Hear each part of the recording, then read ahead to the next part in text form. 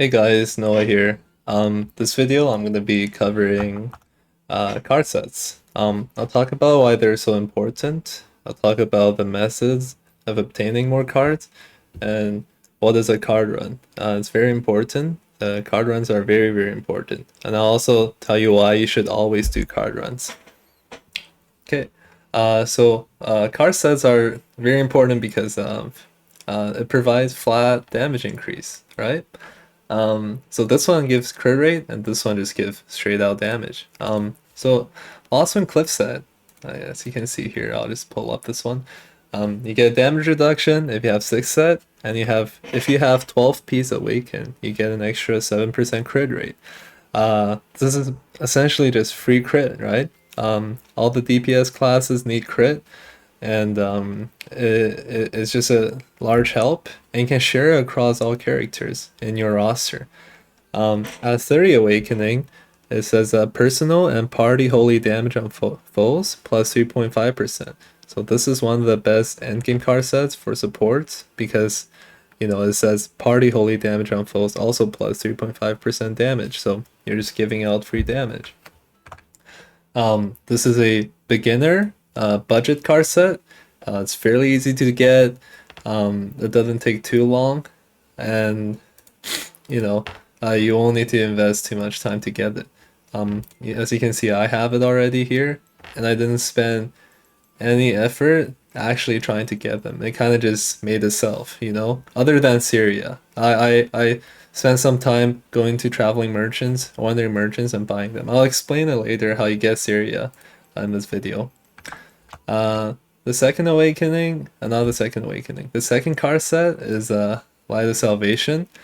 At 18 awakening, it will be better than the Lost Wind Cliff set because it will turn your damage into holy at 12 piece, and at 18 piece awakening, it'll increase your holy damage by 7%. So what this means is that you get 7% extra damage for free. So I said it's only better than Lost Wind Cliff if it's at 18 awakening. That's true in most cases, unless the boss is weak to holy damage, right? But Voltan is not weak to holy damage, so what you should do is, even if you have 12 piece awaken Light of Salvation, you should use the Lost Wind Cliff set.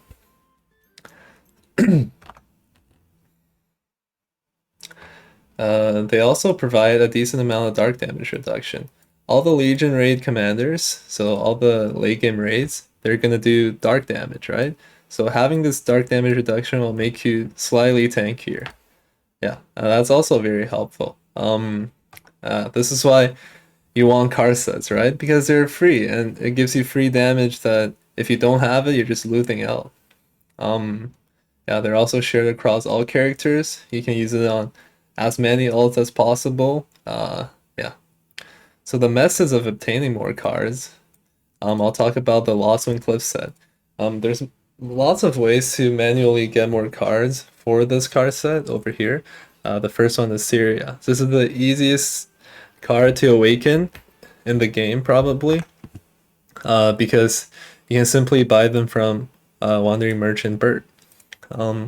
They show up randomly. I'm not sure how it works, but what you can do is you join the Saint bot Discord. You pick the role, and it'll ping you when this Wonder Merchant is up. So, and you have 25 minutes. So the merchants stay around for 25 minutes every appearance, right? They appear multiple times a day, so you can usually buy like 2 or 3 cards a day for Syria, 2 or 3 Syria cards, right? As you can see, I have it max awaken, so it's pretty easy to do. I got a max awaken like a month ago, right? This is really easy to do. The second card is Solas. You can get it from card packs, right? But you can also do the story quest again. This is a level 10 to 50 story quest, so the leveling story quest. It usually takes around 4 hours, and I think one of the quests gives you a copy of Solas card. I don't recommend doing this unless you're extremely bored or you are 1 card away, right? You're 1 card away from awakening, this card, and you're 1 awakening from getting the 12th piece awakening, then you might consider doing this if you're bored. Next card is King Tyrene. You can get this from any card packs, right? You just get it from card packs, or you can get it from doing rapport with Tyrene. So if I pull up Tyrene here, I think he's in Lutera. Yeah, Tyrene. If you rapport with him, you get the King Tyrene card. I'll give you an extra copy of it. So if you're missing one card, you can rapport with him, and this will give you an extra copy basically. So Carmine card, you can get an extra copy if you complete 100 Chaos Gates. So it's in the achievement here. If you go over to achievement, combat, Chaos Gate, and you scroll down, this achievement. So if you do 100 of them, which takes a while, right? You can get a Carmine card. Something to keep in mind is that you can enter Chaos Gates multiple a day, even if you used your 1 attempt, right? So you can do them. You won't get any rewards, but doing them, clearing them, will count towards this achievement completion. Yeah, so if you're missing one and you really need one, you can think of doing it.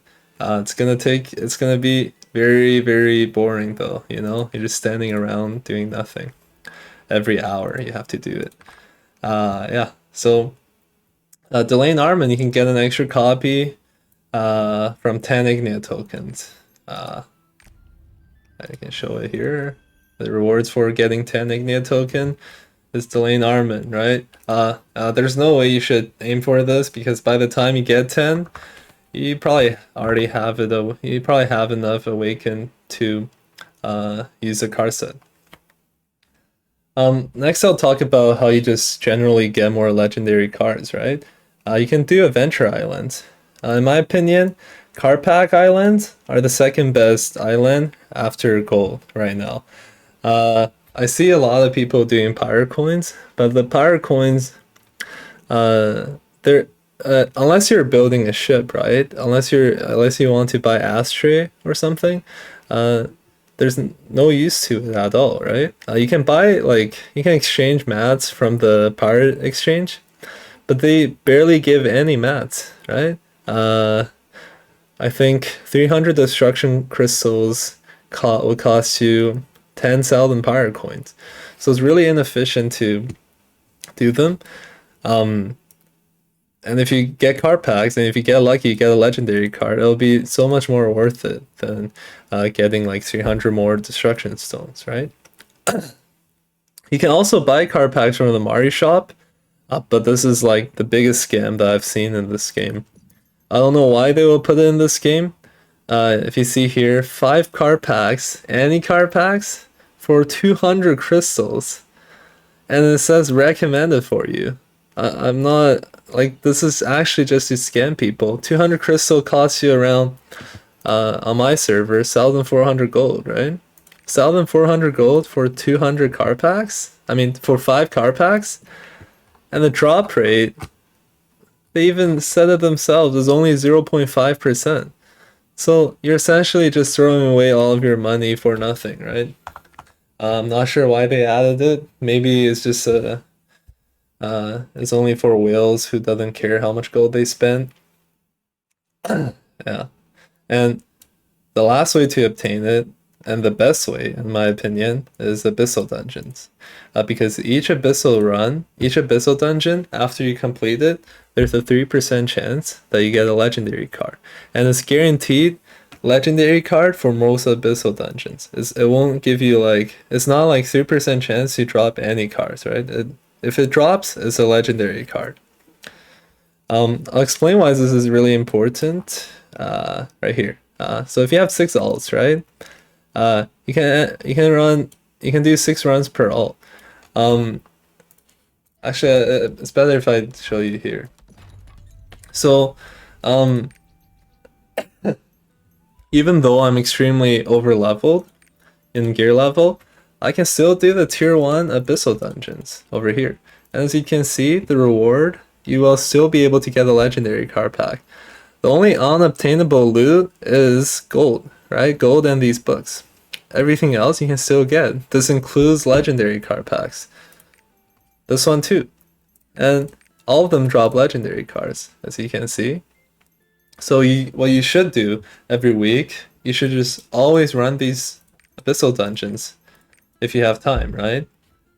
Because so for the first 6, if you only run the first 6 and you have 6 alts, that's essentially 36 runs, right? And this is basically like opening an extra 36 card packs that have a 3% legendary drop rate. So if it's 3% times 36, on average you'll get 1 legendary card pack per week. You only need 42 cards to get 18 Awakening for the Light of Salvation card set, right? So it's pretty big. And the other reason is because without events, right, an average player would be lucky to even get any legendary cards a week. So you getting 1 on average every week will set you so far ahead from the average player. In terms of the card collection, you're gonna be months ahead of them, right? So this is why everybody should start doing these card runs, because you know it's a long process, right? And this is like the best way to get cards, right? I mean, there's not a lot of other ways to get cards consistently other than events. That's how you should do this. I don't know. A lot of my friends don't do it. This is like the most important thing you should do, and I don't think a lot of people realize the importance of it. Yeah, I don't know how to put it. Yeah, you should just do it. Everybody should do it. Because you know, if other people have 18 Awakening, they're just gonna have an extra 7% on top of you, right? You're never gonna get MVP with that. Yeah. So that's all for this video. Just wanted to make a quick video about card runs and why you should always do them, right? So for the next video, I'm gonna be making a video for the proper way to use tripods. There's a trick that you can do.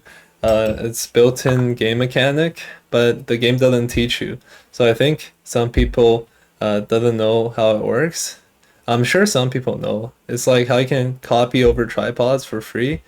But if you don't know, you're gonna waste a lot of gold that you originally didn't need to do to achieve the same thing that other people can do essentially for free, right? So right now, what I can tell you is you should just save all of your tripods. Don't use any of them. Keep them in your inventory. Like I have some tripods saved up. Just keep them in your inventory until Voltan release. Yeah, that's all for the video. Thanks for watching. Hope you enjoyed.